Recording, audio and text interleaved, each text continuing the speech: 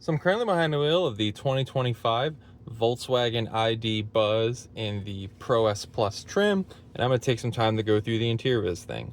Before I do, please like this video and subscribe to my channel if you've not already. So like in my videos, I'm going to start here over on the left. So you got a nice grab handle right here, on the bottom of which is a door latch, some cubbyhole space, a rear hatch release switch right here. Up top, you got your window switches. You also have toggle for your rear mirror adjustment. To the right of that, you have some lighting buttons and modes, and then the max defrost for the front and the rear. To the right of that, you've got a little cubby space, which can pretty much hold your key or some change.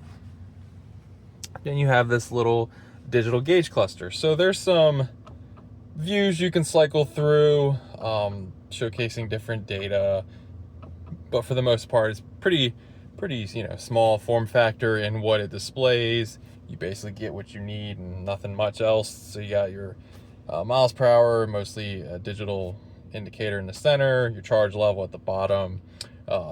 Uniquely, the gears of the vehicle are displayed here, and I'll showcase how to switch between them, but it's all illuminated right here on the right side. Gonna move to the steering wheel now. So over on the left, you've got basically all cruise control options, and that's what this CNCL button is. It turns on and off the cruise control, and then all these buttons obviously are for adjusting that. You got your volume control over on the left. On the right side of the steering wheel is your tuner knob. Above that is the view button, so pushing that kind of cycles you through some mode or some views, and you can cycle with the arrows between those different views. This is talking to the vehicle, and you also have a heated steering wheel. Give you a better look at the steering wheel. Behind the steering wheel right here, let me give it better on this view, is the gears of the vehicle are adjusted with this knob on the back. So you have drive, neutral, reverse, and B is kind of like an engine braking mode for the electric motor.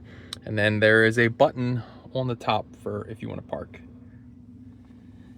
To the side of the stalk of the steering is the engine start stop button.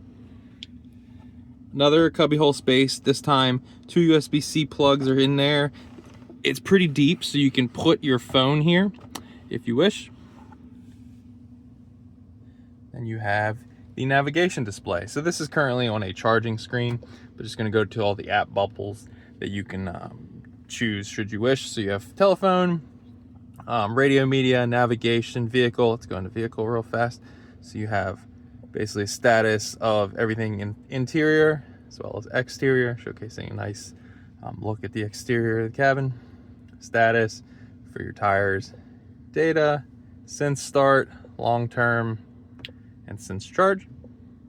Go back out, App Connect. This is where you can hook your Android Auto, Apple CarPlay, parking, charging. So this is the screen that I started on. So you got charging, optimization, locations. You can push that and it'll help you find auxiliary climate assist systems. Let's go into settings real fast.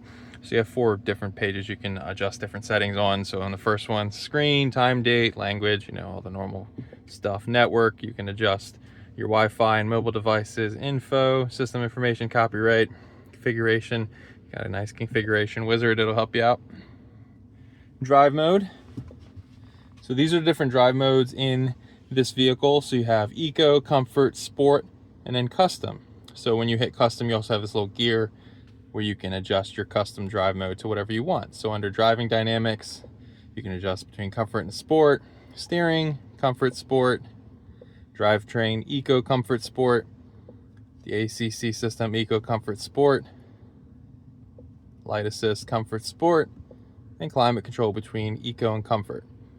Now that's how you can see kind of what the other drive modes change in the vehicle as well, right? So obviously in a drivetrain sport, you're gonna have a more sporty experience, whereas for eco, the drivetrain is gonna have a more fuel efficient driving experience. Same with the steering, it's gonna be tighter in a sport mode, things like that. You have ambient lighting that you can adjust, so you can customize it to wherever you want. It's basically light bars all in throughout the cabin, particularly in the front. Seats, sound, users, IDA, tips, ID software, climate control, legal, and then the app updates at the end. So you have your climate controls are also this bottom bar right here.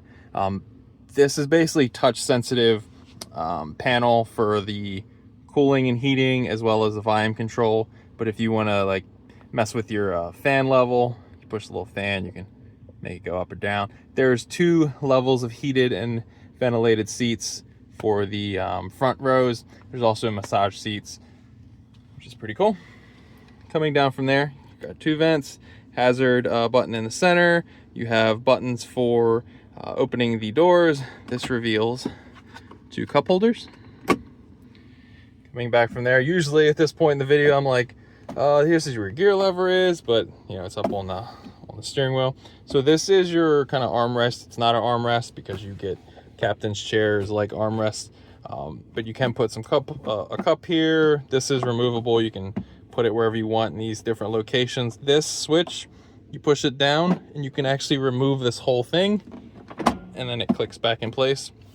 It's pretty unique because if you want to store something pretty long, you can have it going through here if you don't want to utilize this.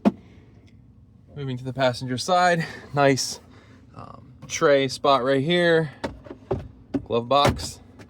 The passenger door, they get a USB-C plug right there as well. Give you a look at the seats, feature ID branding on them. 3 rows. There's some climate controls located up top for the 2nd row. Vents are up top as well. Some lighting features up top. But that is pretty much the interior of the 2025 Volkswagen ID Buzz. If there's some features I didn't go in depth enough on in this vehicle and you have some additional questions, please leave them in the comments below and I will get back to you. And if you can please like this video and subscribe to my channel if you've not already. Every little bit helps and I appreciate it all.